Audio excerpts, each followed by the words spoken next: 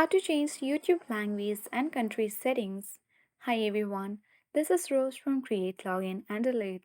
Without any further ado, let's dive right into the video. Launch YouTube app on your device. Log into your account. Tap profile icon at bottom right corner. Select gear icon at top right corner to access settings. Tap General. Tap App Language and choose the language according to your convenience. Scroll to the bottom and locate your language. Tap and tap on the circle. Tap location and select any location that you reside on. Simply you need to tap on the circle and then select your location.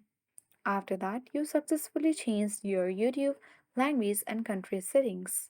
That's all for today. Hope this video helped you. If you are new to our channel, hit the like button and subscribe for more tech and tips videos. Thanks for watching and see you in the next video.